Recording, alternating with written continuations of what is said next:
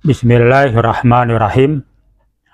Assalamualaikum warahmatullahi wabarakatuh. Alhamdulillahirabbil alamin. Wassalatu wassalam ala Rasulillahi Muhammadin wa ala alihi wa sahbihi wa manittaba'ahum bi ihsanin ila yaumiddin wa sallama tasliman katsira, amma ba'd. Ikhwani fillahi azakumullah, usikum wa iyaya bitaqwallah. Wa qala ta'ala, ya ayyuhalladzina amanu taqullaha haqqa tuqatih wa la tamutunna illa wa antum muslimun. Wahai orang-orang yang beriman, bertakwalah kepada Allah dengan takwa yang sebenar-benarnya, dan janganlah mati kecuali mati dalam keadaan tetap beragama Islam. Saudaraku kaum muslimin dan juga para pendengar yang kami muliakan dimanapun Anda berada, yang pertama tentunya tidak lupa mari kita senantiasa meningkatkan rasa syukur kita kepada Allah Subhanahu wa Ta'ala atas segala karunia dan nikmat-Nya. Barang siapa yang bersyukur atas nikmat Allah, maka Allah berjanji akan menambah nikmat itu. Tapi sebaliknya, barang siapa yang kufur, tidak mensyukuri akan nikmat Allah, maka Allah menyatakan inna adabi lasyadid, sesungguhnya siksaanku amatlah dahsyat. Kemudian mari kita sejenak meluangkan waktu kita, menghadirkan hati kita untuk memperhatikan sekaligus yaitu meningkatkan yaitu nilai-nilai iman dan juga nilai-nilai takwa kita kepada Allah Subhanahu wa Ta'ala, yaitu dengan bertafaqahu fiddin atau belajar memahami tentang dinullah, agama Islam ini. Kenapa iman dan takwa ini harus kita perhatikan selalu dan kita berusaha meningkatkan kualitasnya selalu? Bahwa iman dan atau takwa ini merupakan faktor pertama dan paling utama untuk kita mendapatkan yang namanya kebahagiaan. Baik bahagia di dunia, dan apalagi bahagia kelak di akhirat. Kemudian salawat dan salam, kita berdoa kepada Allah, memohon kepada Allah, mudah-mudahan Allah senantiasa mencurahkannya, yaitu keharibaan Nabiullah Muhammad Sallallahu Alaihi Wasallam, berikut keluarga, sahabat, dan orang-orang yang senantiasa ittiba atau mengikuti akan sunnah-sunnahnya ila yaumil akhir, dan mudah-mudahan termasuk kita semua. Dan kita berharap mudah-mudahan kita mendapatkan syafaat dari baginda Rasul Sallallahu Alaihi Wasallam. Kemudian pada kesempatan malam kali ini masih berkaitan dengan syahadat Rasul. Asyhadu anna Muhammadar Rasulullah, atau ucapan asyhadu anna Muhammadan abduhu wa rasuluh. Artinya kita dengan mengucapkan kalimat ini menunjukkan bahwa kita dengan benar-benar tanpa ada keraguan, yakin dengan seyakin-yakinnya, yaitu bahwa kita beriman kepada baginda Rasulullah Muhammad sallallahu alaihi wasallam. Dan semakin banyak kita mengucapkan dua kalimat syahadah, atau cukup dengan kalimat asyhadu alla ilaha illallah, atau kalimat yang sangat simpel, yaitu memperbanyak ucapan la ilaha illallah, itu pada dasarnya kita pun sudah dianggap, dinilai, yaitu mengucapkan dengan kalimat Muhammadur Rasulullah. Artinya ada keimanan. Semakin banyak kita mengucapkan kalimat tersebut, maka insya Allah itu ada kebaikan, ada pahala di sisi Allah Subhanahu wa Ta'ala. Alangkah bagusnya lagi dalam hal kita beriman kepada baginda Rasul Sallallahu Alaihi Wasallam, lah kita menambah wawasan, menambah ilmu pengetahuan. Sebab ini memang Allah perintahkan, fa'lam annahu la ilaha illallah. Milikilah ilmu tentang la ilaha illallah. Nah, di dalamnya termasuk yaitu milikilah ilmu tentang Muhammadur Rasulullah. Nah, adapun kesempatan ini, malam yang agung dan mulia ini, yaitu akan kita sampaikan tentang kewajiban dan atau konsekuensi dalam kita beriman kepada Rasulullah Muhammad Sallallahu Alaihi Wasallam. Apa saja itu? Kewajiban dan atau konsekuensi dalam hal kita beriman kepada baginda Rasul Muhammad Sallallahu Alaihi Wasallam. Yang pertama adalah mahabbatuhu. Orang yang dia mengucapkan la ilaha illallah Muhammadur Rasulullah, maka dia dituntut agar mencintai Rasulullah Muhammad Sallallahu Alaihi Wasallam. Bahwa kecintaan dia seorang hamba atau seorang umat, yaitu kepada Rasulullah Sallallahu Alaihi Wasallam, ini merupakan sesuatu yang amat pokok, amat penting ini. Sebab dengan kecintaan dia kepada Rasulullah Sallallahu Alaihi Wasallam, nanti akan muncul yang namanya keimanan yang sempurna. Dan sebaliknya, seorang yang dia mengucapkan Muhammadur Rasulullah akan tetapi berkurang akan nilai cinta dia kepada Rasul, maka ini pun akan berkurang pula nilai-nilai iman yang ada pada dirinya. Kalau di dalam satu ayat, yaitu dalam satu surah bahwa Allah Subhanahu wa taala berfirman, yaitu surah yang ke-9 pada ayat yang ke-24, di mana Allah Subhanahu wa taala berfirman, A'udzu billahi minasyaitonir rajim. Qul in kana aba'ukum wa abna'ukum wa ikhwanukum wa azwajukum wa asiratukum wa amwalun iqtaraftumuha wa tijaratun takhshawna kasadaha wa masakinu tardawnaha ahabba ilaikum minallahi wa rasulihi wa jihadin fi sabilihi fatarabbasu hatta ya'tiyallahu bi amrih wallahu la yahdil qaumal fasikin. Yang artinya, katakanlah ya Muhammad, Allah perintahkan kepada Rasulnya.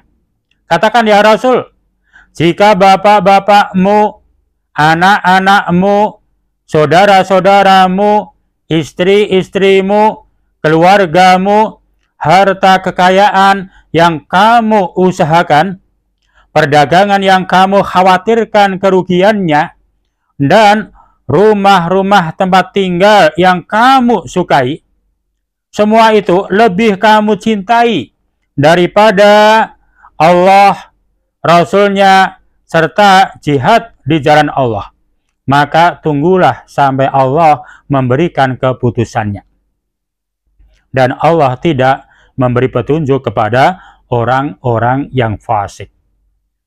Dalam ayat ini, yaitu ayat yang ke-24 surah At-Taubah ini, memberikan satu petunjuk kepada kita, bahwa jika bapak-bapak sampai anak-anak, saudara-saudara sampai harta kekayaan, rumah-rumah yang dia tempati, itu semua lebih dia sukai, lebih ia cintai, sehingga cinta kepada Allah, cinta kepada Rasul, cinta kepada jihad fisabilillah dia kalahkan, maka fatarabbasu hatta ya'tiyallahu bi amri, tunggu akan urusan Allah Ta'ala. Artinya tunggu, yaitu siksa dari Allah Subhanahu wa Ta'ala.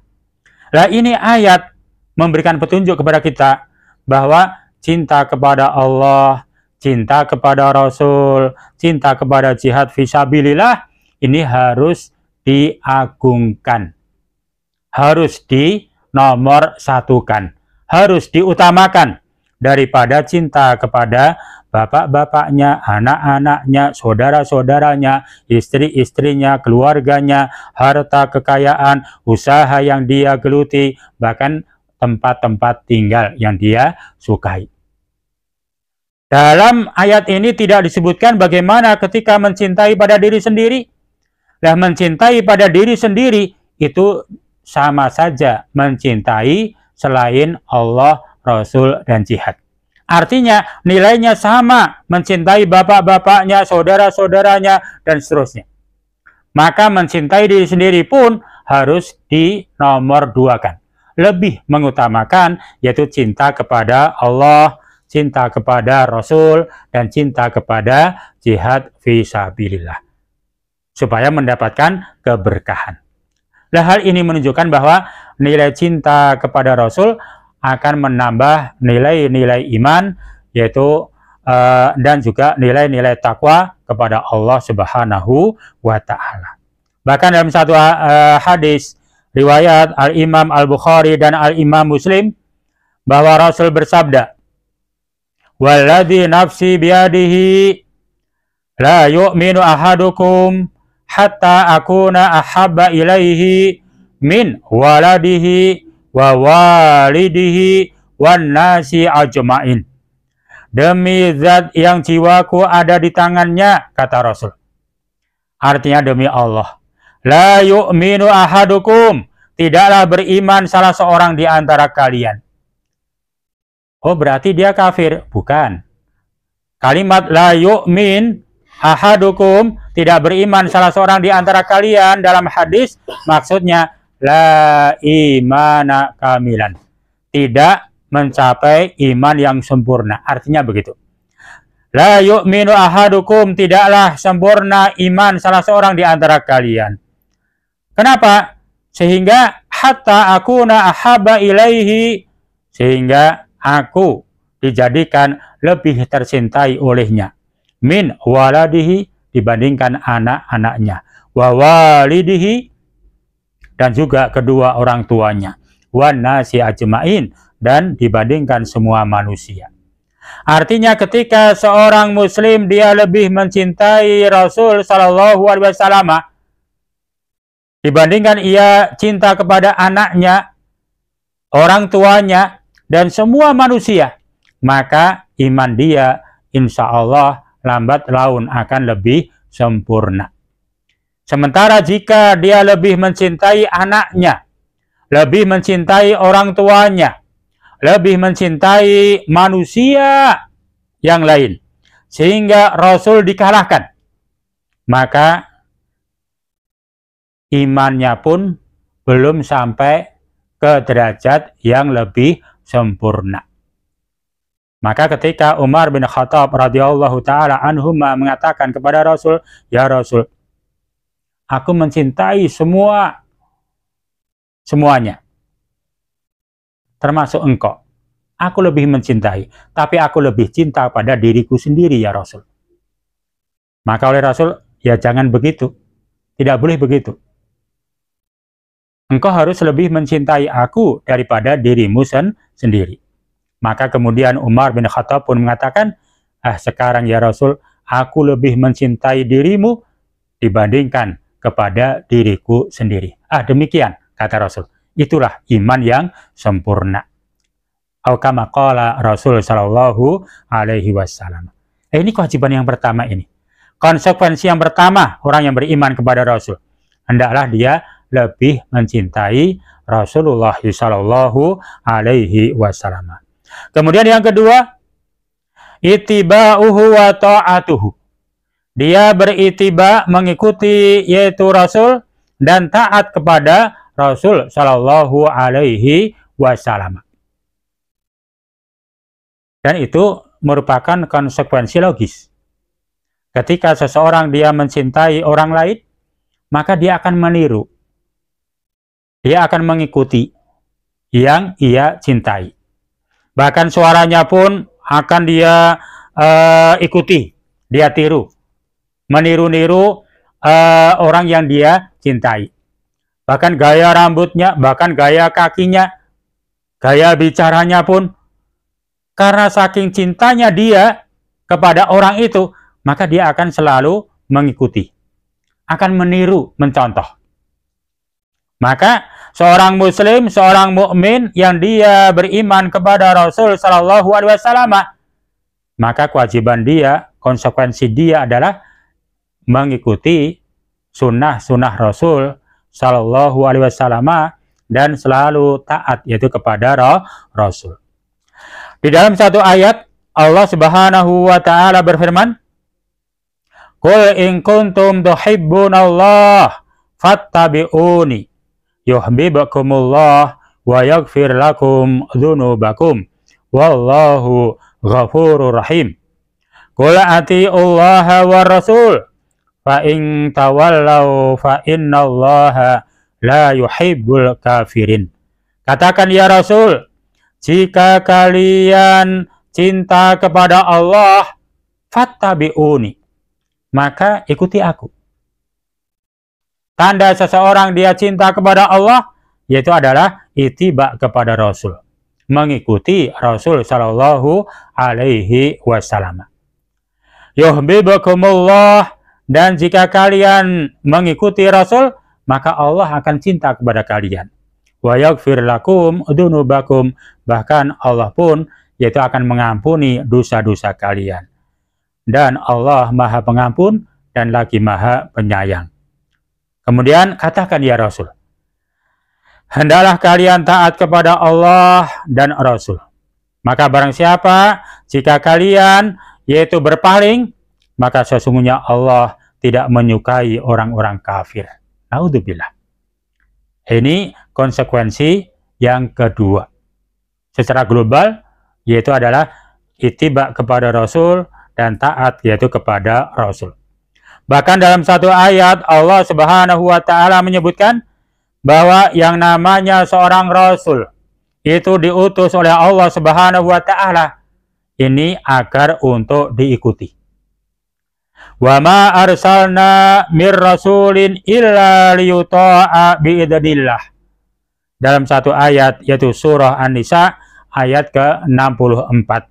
Dan tidaklah kami mengutus dari seorang rasul melainkan agar untuk ditaati, yaitu dengan izin Allah Subhanahu wa taala. Nah, ayat ini pun memberikan gambaran seorang rasul diutus oleh Allah Subhanahu wa taala itu dengan satu maksud, agar diikuti, agar ditaati. Dan tidak ada satu orang pun yang mendapatkan rukhsah, yang mendapatkan keringanan untuk agar tidak taat. Nggak ada. Semua manusia itu adalah wajib untuk taat, yaitu kepada Rasul. Jika dia tidak taat kepada Rasul, maka fa innallah la yuhibbul kafirin. Allah tidak mencintai orang-orang kafir. Ini yang kedua. Adapun yang ketiga, konsekuensi atau kewajiban orang yang beriman kepada Rasul Shallallahu Alaihi Wasallam adalah tasdiquhu fi kulli ma akhbara bihi Shallallahu Alaihi Wasallam. Membenarkan setiap kabar yang datang dari Rasulullah Muhammad Shallallahu Alaihi Wasallam.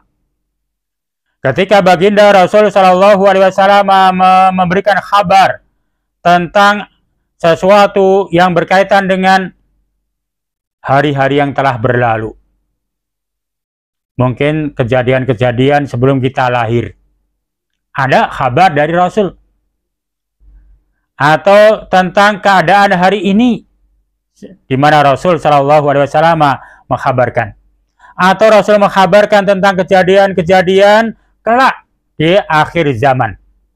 Bahkan Rasul memberikan kabar tentang apa yang akan terjadi setelah kematian. Rasul mengkabarkan apa yang terjadi kelak di yaumul qiyamah. Lah semua kabar-kabar yang benar-benar itu datang dari baginda Rasulullah Muhammad Sallallahu Alaihi Wasallam, kita sebagai umatnya yang beriman maka tasdik, membenarkan. Walaupun terkadang kabar itu nggak masuk akal dari kita, artinya akal kita nggak sampai di situ. Tapi ketika hal itu datang kepada Rasul, datang dari Rasul, maka kewajiban kita adalah membenarkan kabar apapun yang datang dari baginda Rasul Shallallahu Alaihi Wasallam. Dan mereka yang membenarkan kabar yang datang dari baginda Rasul Shallallahu Alaihi Wasallam, maka hal itu menunjukkan bahwa dia adalah beriman, dia adalah orang-orang yang bertakwa kepada Allah Subhanahu wa Ta'ala. Allah Subhanahu wa Ta'ala berfirman, "Walladzi jaa'a bisidqi wa shaddaqa bihi ulaika humul muttaqun." Ini di dalam surah Az-Zumar ayat ke-33. Dan telah datang, yaitu orang yang membawa kebenaran. Yang dimaksud adalah Rasul Muhammad Shallallahu Alaihi Wasallam. Bahwa Rasul datang membawa kebenaran. Dan wasaddaqa bihi, orang-orang yang membenarkan, yaitu Rasul Shallallahu Alaihi Wasallam. Ulaika humul muttaqun, maka mereka adalah orang-orang yang bertakwa kepada Allah Subhanahu wa Ta'ala. Ini kewajiban, konsekuensi bagi mereka yang beriman, yaitu kepada Rasul. Membenarkan. Yaitu membenarkan kabar-kabar yang datang dari Rasul Shallallahu Alaihi Wasallam. Maka dalam satu riwayat Rasul menyatakan, bersabda, "Fa innal khairal hadis kitabullah." Sebaik-baik hadis, perkataan, ucapan adalah kalam Allah, Al-Quran. Membacanya, kendati pun tidak memahami artinya, maka itu berpahala. Wa khairal hadi hadi Muhammadin sallallahu alaihi wasallam. Dan sebaik-baik petunjuk adalah petunjuk yang datang dari Rasul Shallallahu Alaihi Wasallam. Maka petunjuk-petunjuk yang datang dari Rasul, yang itu mungkin merupakan kabar-kabar dari Rasul, seorang Muslim, seorang mukmin, dia akan sami'na wa ata'na, tasdik dia, membenarkannya. Bukan takdzib, bukan mendustakannya. Nah, ini yang ketiga. Adapun yang keempat, kewajiban dan atau konsekuensi orang yang beriman kepada Rasul Shallallahu Alaihi Wasallam adalah tahkimuhu, yaitu bertahkim kepada Rasul Shallallahu Alaihi Wasallam. Bahkan dalam setiap urusannya, baik itu dalam urusan agama, apalagi itu wajar dalam urusan agama, maka meminta petunjuk kepada Rasul. Ketika ada perselisihan, kembalikan perselisihan itu, yaitu kepada Rasul, yaitu kepada Al-Quran dan Sunnah Rasul. Termasuk urusan duniawi pun, ketika seorang Muslim antara satu dengan yang lain, kok ada perdebatan, ada perbedaan, maka dia siap untuk bertahkim, yaitu kepada Rasul. Artinya, kembalikan permasalahan itu, yaitu kepada Rasul Shallallahu Alaihi Wasallam. Kalau di zaman Rasul, di mana Rasul masih hidup, maka ketika antara satu orang dengan orang lain ada masalah, maka tinggal datang kepada Rasul. Dia bertahkim, "Ya Rasul, kami ada masalah, ada perbedaan, maka minta diselesaikan perbedaan ini," ketika ada Rasul. Hal ini sebagaimana dalam satu ayat bahwa Allah Subhanahu wa Ta'ala berfirman, "Fala wa rabbika la yu'minun hatta yuhaqqimuka fima syajara bainahum." Dan seterusnya ayat ini tercantum di dalam surah An-Nisa ayat ke-65. Maka tidaklah Fala wa rabbika, maka tidaklah, dan demi Allah, demi Rabbmu, la yu'minun, tidaklah beriman. Artinya tidaklah sempurna iman seseorang. Hatta yuhakimuka, sehingga mereka bertahkim kepadamu, menjadikan engkau sebagai hakim. Fima sajara bainahum, dalam urusan pertanian di antara mereka. Ini urusan pertanian, urusan yang berkaitan dengan masalah keduniaan. Tapi kendati pun ini urusan dunia, seorang muslim hendaklah bertahkim, yaitu kepada Rasul. Nah, ayat ini saat itu ada seorang muslim yang dia beriman kepada Rasul Shallallahu Alaihi Wasallam. Dia sedang berselisih dengan seorang Yahudi berkaitan dengan masalah pengairan dalam persawahan atau perkebunannya, yang mana aliran air ini melintasi yang pertama di ladang Yahudi. Nah, kemudian di bawahnya ada ladang si mukmin ini. Maka maunya si mukmin, air itu langsung menuju ke ladangnya. Akhirnya ada perselisihan, ada perdebatan itu. Nah, si muslim, si mukmin ini karena ada perdebatan dengan seorang Yahudi, maka si Yahudi menjawab, yuk kita selesaikan masalah ini, datang kepada Muhammad. Yang dimaksud adalah Rasulullah Shallallahu Alaihi Wasallam. Ini si Yahudi yang mengajak. Kenapa demikian? Si Yahudi mengajak kepada Rasul, tahu bahwa Rasulullah Muhammad Shallallahu Alaihi Wasallam itu akan adil dalam menyelesaikan permasalahan.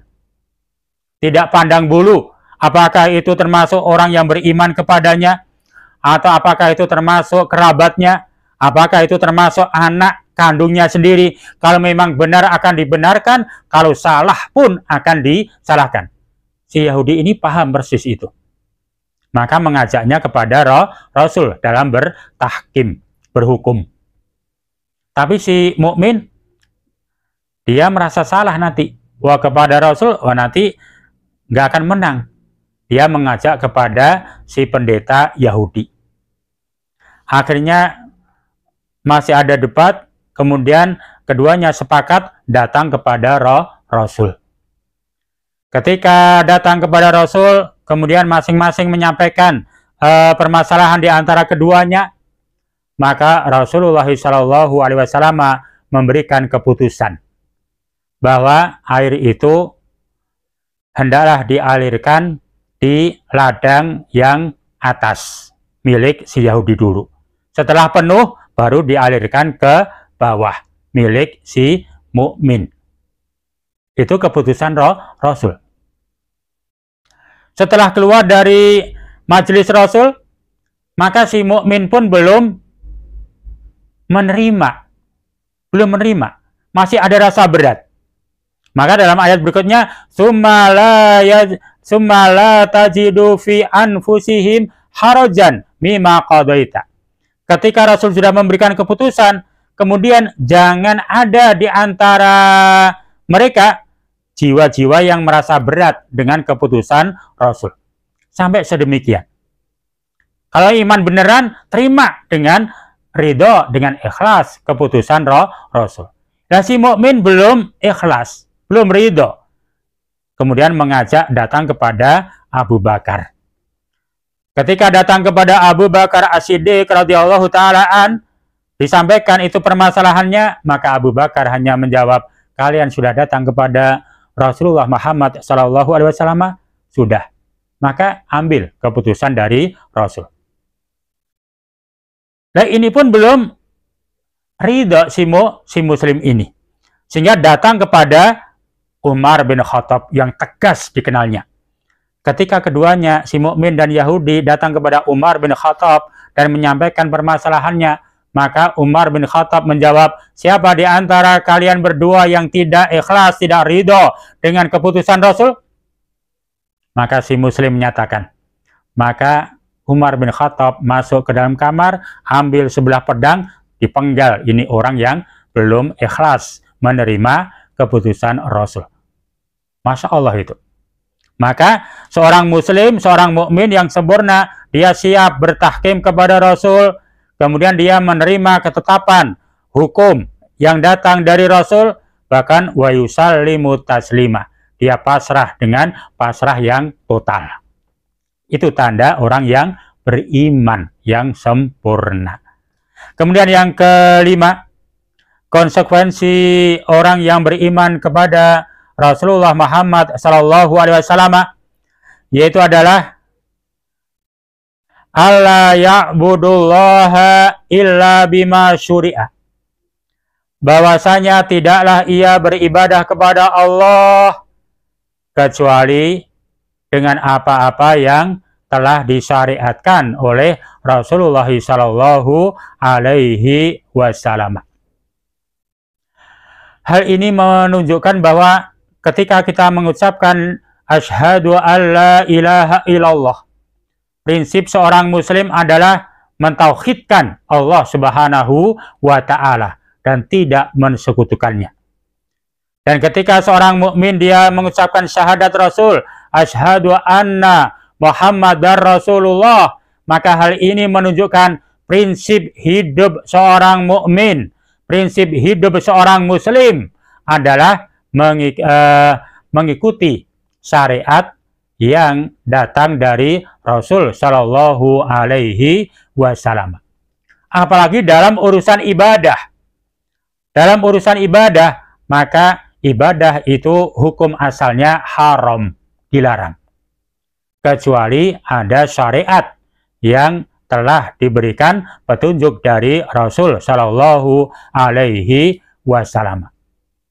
Hal ini menunjukkan, memberikan pelajaran bahwa orang yang dia mengucapkan asyhadu anna Muhammadur Rasulullah, Muhammadar Rasulullah, maka dia akan senantiasa beribadah kepada Allah Subhanahu wa taala, dan ibadah yang dia lakukan tiada lain ikhlas semata-mata mengharap ridha Allah dan berusaha untuk mengikuti petunjuk-petunjuk dari Rasul Shallallahu Alaihi Wasallam. Dan bagi seorang muslim, seorang mukmin yang dia beriman kepada Rasul Shallallahu Alaihi Wasallam, dia yakin seyakin-yakinnya bahwa laqad kana lakum fi Rasulillahi uswatun hasanah liman kana yarjullaha wal yaumal akhir wa dzakarallaha katsira. Sungguh pada kalian yang ada pada diri Rasul adalah uswah hasanah. Jadi benar-benar apapun yang ada pada diri Rasul untuk kita semua itu adalah uswatun hasanah. Rasul adalah uswah hasanah kita. Suri toladan kita. Rasul adalah contoh terbaik kita. Tidak ada yang lebih baik. Rasul adalah idola terbaik kita. Tidak ada yang lebih baik. Ini keyakinan seorang muslim. Keyakinan seorang mukmin yang dia beriman kepada Allah dan Rasulnya. Maka dalam perilaku, langkah-langkah kehidupan seorang muslim, seorang mukmin, dia akan cukup dan mencukupkan diri untuk mencontoh, yaitu apa yang telah dicontohkan oleh Rasul Shallallahu Alaihi Wasallam. Apalagi dalam urusan ibadah. Maka dalam ayat liman kana yarjullah wal yaumal akhir, bagi orang yang adalah dia mengharap kepada Allah dan hari akhir, dan dia banyak yaitu menyebut atau berzikir kepada Allah Subhanahu wa taala. Maka seorang muslim, seorang mukmin, dia akan banyak mencontoh yaitu apa yang telah dicontohkan oleh Rasul Shallallahu Alaihi Wasallam, wabil khusus urusan ibadah, dan tidak menyelisihi petunjuk-petunjuk Rasul. Dan ketika dia menyelisihi petunjuk Rasul, maka yang terjadi adalah penyimpangan demi penyimpangan. Allah berfirman, "Wa may yushaqiqir rasul min ba'di ma tabayyana lahul huda wa yattabi' ghaira sabilil mu'minin nuwallihi ma tawalla wa nuslihi jahannam wa sa'at masira." Dan barang siapa yang dia menyempalkan diri, memisahkan diri, yaitu dengan Rasul, setelah jelas datang kepadanya, yaitu petunjuk, dan dia menyelisihi, tidak mengikuti jalannya orang-orang beriman, artinya tidak mengikuti pemahaman dan langkah-langkah dalam beragama dari para sahabat, maka nuwallihi matawalla, kami akan palingkan dia, benar-benar dia akan berpaling. Wa nuslihi, dan kami akan masukkan dia, yaitu jahannam, ke dalam neraka jahanam. Wa sa'at masira, dan itu merupakan seburuk-buruk, yaitu tempat kembali. Naudzubillah. Nah, ini 5 kewajiban, 5 konsekuensi secara ijmal, secara global bagi orang yang beriman kepada Rasul Shallallahu Alaihi Wasallam. Saya ulang kembali, yang pertama mencintai Rasul, yang kedua ittiba atau mengikuti dan taat, yaitu kepada Rasul Shallallahu Alaihi Wasallam, dan yang ketiga membenarkan kabar apapun yang datang dari Rasul Shallallahu Alaihi Wasallam, dan yang keempat siap untuk bertahkim, yaitu kepada Rasul, dan yang kelima tidaklah beribadah kepada Allah kecuali dengan apa yang telah disyariatkan oleh baginda Rasul Shallallahu Alaihi Wasallam. Demikian yang bisa kita sampaikan, kurang dan lebihnya mohon maaf. Akhirnya aku qouli hada, astaghfirullahaladzim. Assalamualaikum warahmatullahi wabarakatuh.